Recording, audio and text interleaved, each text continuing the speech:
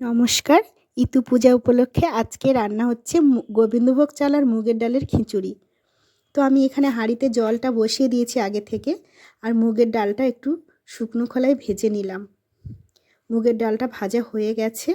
এবারে আমি মুগের ডালটাকে ধুয়ে জলটা ঝরিয়ে নেব। তো ধুয়ে জল ঝরানো হয়ে গেছে। এখানে চালটাও ধুয়ে জল ঝরিয়ে রেখে দিয়েছি। এবারে জলটা গরম হয়ে গেছে। এবার আমি এখানে মুগের ডালটা দিয়ে দেব। দিয়ে মুগের ডালটা কিছুক্ষণ সেদ্ধ করার পরেই তারপরে চালটা অ্যাড করব। নইলে ডালটা আবার দানা দানা থেকে যাবে। আর এখানে একটা পেস্ট বানাবো। কাঁচা পাকা লঙ্কা আছে, ধনিয়া আছে, গোটা জিরে আছে, গোলমরিচ আর আদা আছে। তো এর একটা সুন্দর স্মুথ পেস্ট আমি বানিয়ে নিয়েছি। এবারে আমি এই যে ডালটা ফুটছে, ডালটা প্রায় অনেকটাই সেদ্ধ হয়ে গেছে। এই অবস্থাতে এখানে আমি চালটা অ্যাড করব। তো আমি চালটা অ্যাড করে দিয়েছি।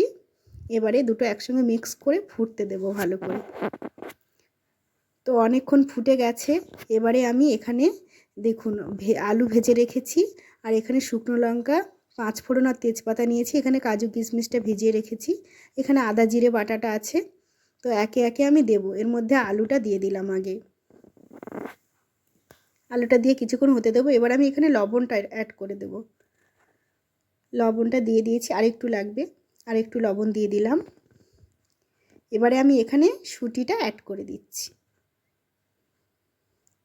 দিয়ে কিছুক্ষণ হলো, তারপরে আমি এবার এখানে কাজু আর কিশমিশটা দিয়ে দিলাম।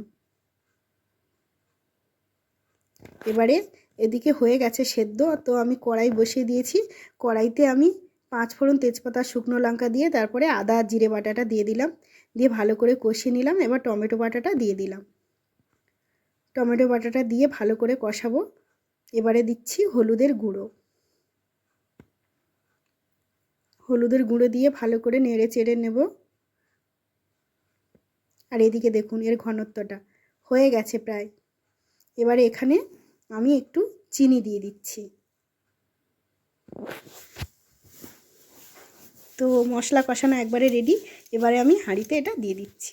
এবার ভালো করে মিক্স করে নেব। এটা দেখুন মিক্স করা হয়ে গেছে।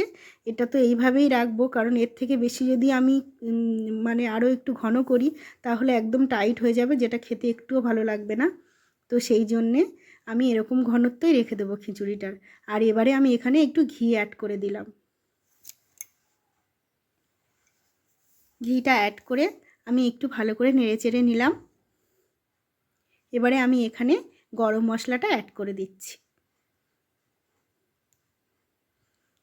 দিয়ে এবারে এটা ভালো করে নেড়ে চেড়ে নিচ্ছি।